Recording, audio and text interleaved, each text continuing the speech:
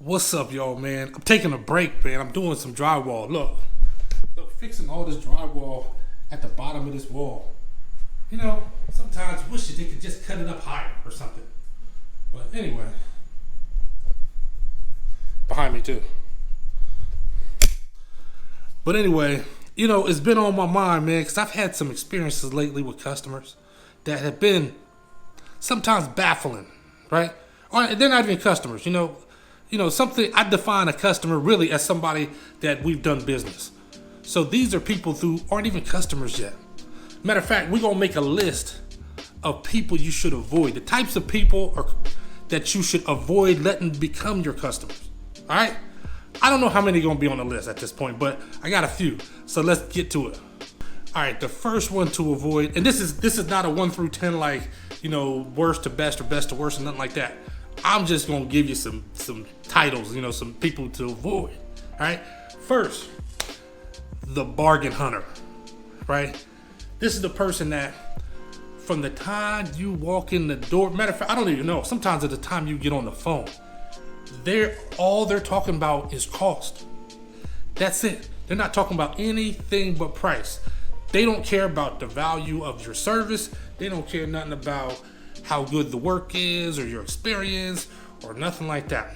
The bottom line is price. Price shop. Some people call them price shoppers. Like, you know, bargain hunters, price shoppers. It's all the same to me. These people comes in different forms. All right, so you can't just pin them down to one certain kind of person. Like, so what I mean is, like, okay, for instance, there'll be something like a bathroom. Instead of just saying they want a bathroom remodel, I guess they feel like if they piecemeal it, it'll just be cheaper. Right, so they'll call it I want this certain kind of trim on in the bathroom, and I want to replace the vanity, I want to replace the mirror, then I want to replace and you know, how much does it cost to replace the vanity? Okay, and how much then I want to replace the mirror, then I want to paint, and you know, then to do the trim on the walls, you got to take the toilet out and take all the stuff out. It's like, hold up, this is just a bathroom remodel. Why are we not just calling it that? You know why? Because in people's minds, they think a bathroom remodel is expensive. So if I can just call it all these different little pieces, it's obviously going to be cheaper. I talked about the people before in a video where if they start saying like, well, all you got to do is, that phrase is the mantra. It's the mantra of the bargain shopper. You got to avoid them, man, because they will talk you out of every bit of profit that you will ever make in life. You'll make money off of all the other jobs and you go through there and just lose all your money. Right? You'll end up accepting a job that'll take you 2 weeks to do because they done tricked you and broke it down into single little jobs or whatever, and you done way undercharged this job for that. So watch out for the bargain hunter. All right, y'all. For this one, I had to turn the lights down a little low. You know what I'm saying? I had to pull the hat down a little bit so you can't really see me. It's like John Cena. You can't see me, right? Who am I talking about here? The customer you need to stay away from is the mystery shopper. The mystery shopper, man. All right, this is the person, man. I don't know if you've ever had this, because I've had this a few times, and it's insane to me, where somebody calls you, and they don't want to give you any information, right? I'll be like, all right, yeah, so I'm scheduling an estimate, so what's your name? They'd be like, Gina. I'm like, okay. And like, yeah, that's just Gina. So just Gina, that's it. You like Madonna. You know, you just got one name and that's it, right? Everybody know you by that? Are you a superhero like that? Or what's going on? You want witness protection? I don't know if I want to do this, or you want witness protection anyway. I've had people didn't want to give me their name, didn't want to give me their email. They just like, yeah, just call me. Just call me with the information. No, I'm not doing that. I'm gonna send you an email like everybody else. And guess what? If you don't give me your name, we're not gonna have this discussion at all. Like, we don't need to talk. You called me. Do you realize that you called me? I didn't call you. I'm sitting here minding my own business. And they act like you were sitting around waiting for their phone call. It's the craziest thing to me. You know why they doing that? Because they don't look at you as a real business, right? They would never go in a box store, in a big box store. You can't go online anywhere. You can't order a pizza without using 2 names. You gotta use your whole name, your phone number. No, but with you, they looking at you like Earl and them. They looking at you like Chuck. They don't respect it. But you know you're not Chuck, right? You know you're not Earl and them. You know why? Because you use Jobber, which is the sponsor of this video, man. Look, that's right, Jobber. It's only the best CRM on the planet.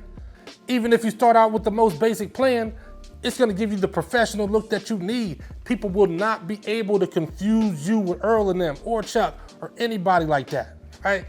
Professionalism starts with the first contact. I can schedule the appointment, man, for your estimate and then send them a reminder. It already has me looking professional. Then I get there and I can give you an estimate right on the spot. Just with the phone, just break out the phone and give somebody an estimate right there. And even if you don't want to give them an estimate right on the spot, you can just take it home. And if you're working with one of these mystery shoppers we're talking about, you don't even need the email. You could just send them a text with the estimate in it. I mean, what are we talking about here? So, Jobber, man, you need this in your life. I'm gonna put my link in the description for a free 2-week trial and 20% off your first 6 months of Jobber. I'm telling you, you won't regret it. It's a free 2-week trial. So I mean, what are we even talking about? What's the risk? Get it so you can never be mistaken for Earl and them. So in the end, leave the mystery shoppers alone, man. Now, you might be looking at me, I might be sweating. It's okay. I get this work in, okay? But anyway, the next kind of customer to avoid or potential customer to avoid is the contractor flipper. All right. These are the people. I just had someone recently, right, where they called me to finish a job. You know, I'm the finisher, man. You know, and normally I followed behind many contractors and done jobs to finish up for all kind of contractors. People walked off the job, people who were just hot garbage at the work they were doing.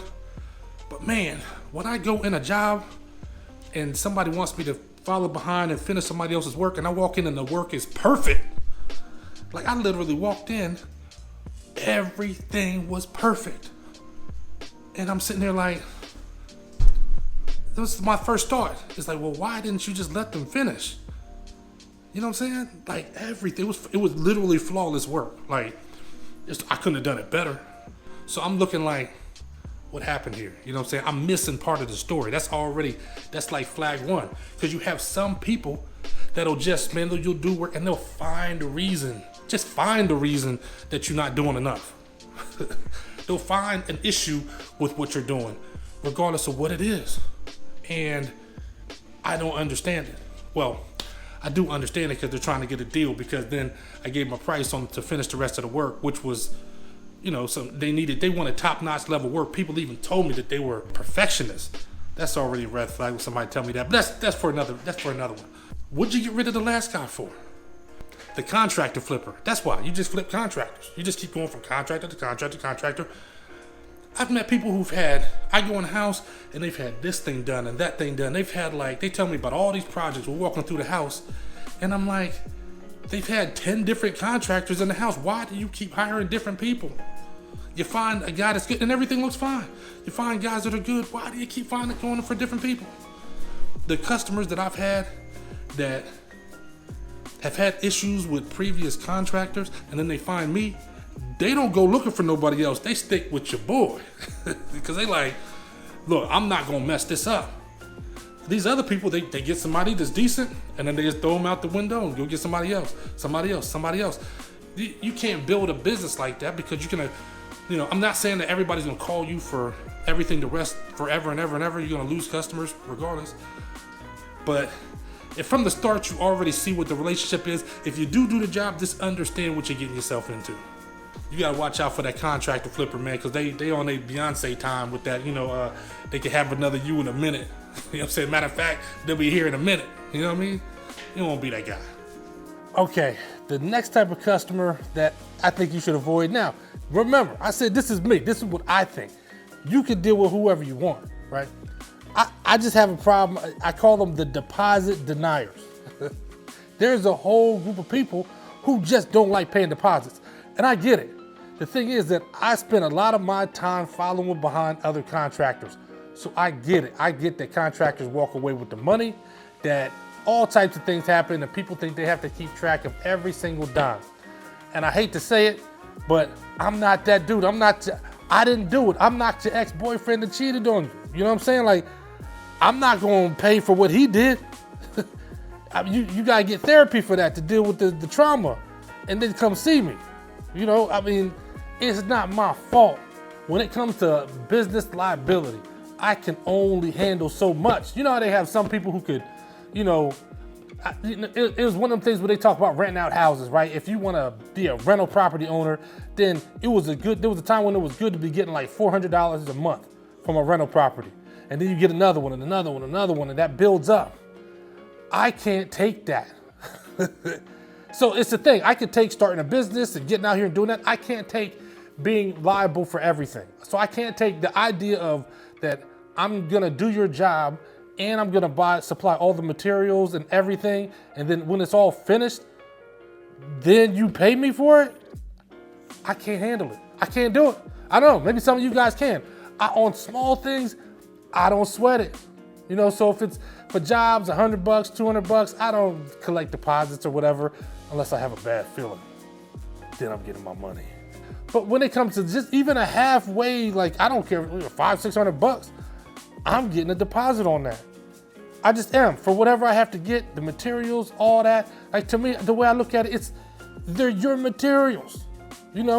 I can't, the idea of me going and buying a bunch of stuff and then spending all my money, then I put it all into your house. I don't want to be like the guy that's reclaiming the tile, the reclaiming the tile guy.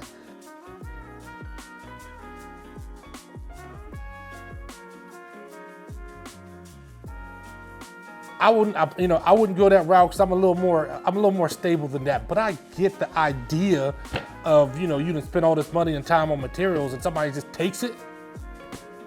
Man, I just can't handle it. So for me, deposit deniers, I've had people, hey, they want a job tomorrow, done. And they have people coming and they need it done. And I'm like, all right, well, it's gonna be X deposit. Dude, I'm at the point, dude, if you live out of state, it's 100% up front. Like, I don't even do a deposit. If you out of state, you somewhere where, dude, you're never gonna meet me in your entire life. Nah, I need 100% up front. All right, that's it. I'm good. I don't need it. So I'm that guy that I need deposits. So all the deposit deniers, y'all gotta go work with somebody else, man.